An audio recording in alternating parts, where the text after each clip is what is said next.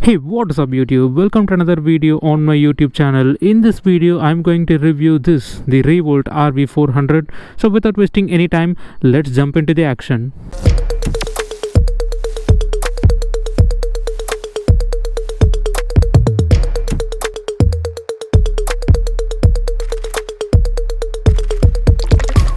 Before starting the video, I would like to thank REVOLT showroom, which is located at Velachery, and a special thanks to the manager of the showroom for allowing me to review the REVOLT RV 400. First, let's start off with the design. So this bike gets an Street Fighter design, but both the sides are covered with panels, which makes the bike look more sportier.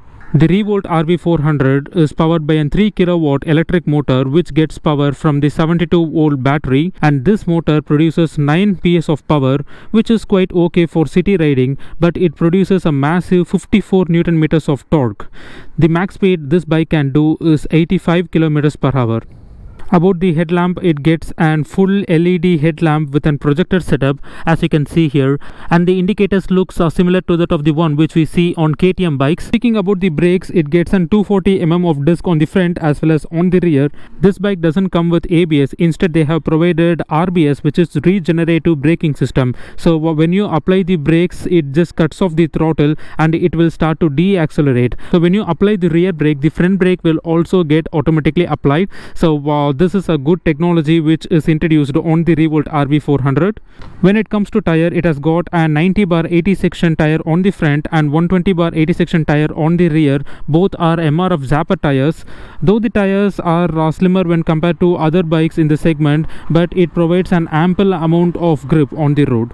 One of the impressive things on this bike is that you can adjust the foot pegs. So as of now, it is set to center peg. Either you can adjust it and you can move it to front, or you can set it on the center. The seat height of this bike is 814 mm, which is neither too high nor too low. The seat height is perfect for medium as well as to the tall riders, but the short riders may find it a bit difficult if they ride it inside the city, but they can manage it if they get used to it. The cushioning of the seat is not that great, it is a bit hard, but for day-to-day city commuting it will be kind of okay. Speaking about the forks, it gets an USD fork on the front and an adjustable monoshock suspension on the rear. The ground clearance of this bike is 220 mm, which is also good, and it has got an upright riding posture. Let me show you that. As you can see, I am sitting on a completely relaxed riding posture, and this bike has got an perfect riding ergonomics for city commuting.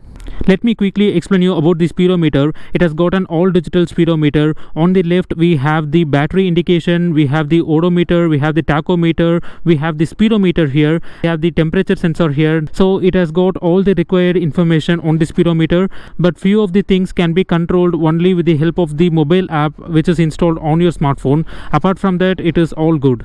On the bottom we can see an indicator light both on the right as well as on the left, and here is the battery warning. Here is the ready light, so this will be lighted up as soon as you turn on the bike, and here is the high beam indication. So it is all compact and good. And I have to tell about the switch quality on this bike. The switch quality is kind of okay, and on the right side we can see an kill switch. Followed by that we have the riding modes. Let me quickly explain you about the riding modes. The first one is the eco mode, the second one is the city mode, and the third one is the sports mode. So on the eco mode you'll get an overall riding range of 156 kilometers, but the speed is cut up to 45 kilometers per hour. On the city mode, you will get an overall riding range of 110 kilometers, whereas the speed limit is increased to 65 kilometers per hour. While on the sports mode, you will get an riding range of 90 kilometers, whereas the top speed is increased to 85 kilometers per hour, which is the max this bike can do. On the left we have an high beam and the low beam indication, and we have the indicator switches here, and this is the horn. Many would wonder whether this bike has got exhaust note or not.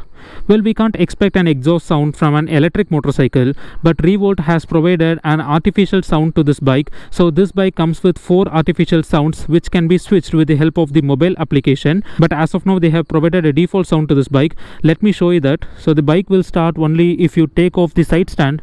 So as soon as you take off the side stand, it is turned on. On the center we have the battery and the motor, and the sound is coming from the bottom of the motor, I guess. So let's start riding this bike. Wow, look at the turning radius of this bike. It makes me feel like I'm riding a cycle because it's too light.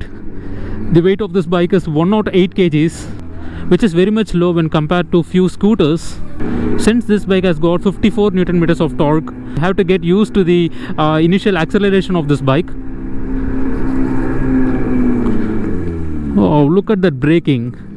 They have taken the braking to next level because this bike is lightweight. So as soon as you apply the brakes, the RBS works fine and it just stops the bike. And this is the power button, so if you click on that, it will get turned off. I'll make you guys hear the exhaust note of this bike. So I have now switched to sports mode.